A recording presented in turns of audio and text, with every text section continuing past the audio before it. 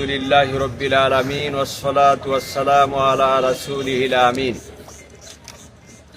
দীর্ঘ একটি মাস সিয়াম সাধনার পর ঈদুল ফিতরের জামাতের মাধ্যমে আমরা আল্লাহ তাআলার তরফ থেকে পুরস্কার গ্রহণ করি। এছাড়াও ঈদ উল আজহার সাথে কুরবানি জড়িত রয়েছে। রাসূলুল্লাহ সাল্লাল্লাহু আলাইহি ওয়াসাল্লামের সুন্নত হচ্ছে, সুন্নতে মুআক্কাদা হচ্ছে দুই ঈদের নামাজ খোলা ময়দানে, ঈদের ময়দানে আদায় করা। এক সময় বাংলাদেশে প্রায় সকল ঈদ জামাতেই আপনার ঈদগাহে অনুষ্ঠিত হতো, কিন্তু জনসংখ্যার চাপের কারণে শহরের মসজিদগুলোতে ঈদের জামাত অনুষ্ঠিত হয়। আমাদের কিশোরগঞ্জ জেলায় এই সব মসজিদে ঈদের জামাত হতো না। এটা এই বিগত সময়ে আপনার চালু করা হয়েছে। তো আমরা আশা করি নবীজির সুন্নতের প্রতি সম্মান প্রদর্শন করে ঈদুল ফিতরের জামাত আপনারা এই সুরাকিয়া ময়দানে আদায় করার চেষ্টা করবেন, অন্যান্য ঈদগাহেও করতে পারবেন। আমি ইমাম এবং খাদেম হিসাবে ঈদের আগাম শুভেচ্ছা জানাচ্ছি।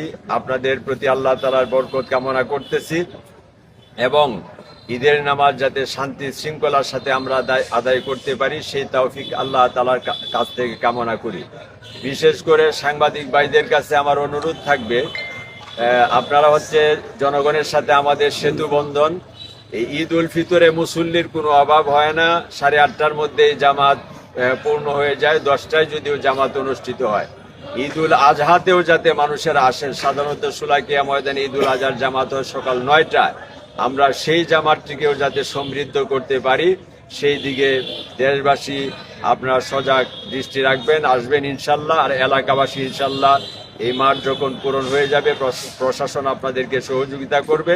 আমরা রাস্তাঘাট এবং বাড়ির আঙ্গিনাতেও ঈদের নামাজ আদায় করতে পারবো, খোলা ময়দানে, খোলা আকাশের নিচে ইনশাল্লাহ।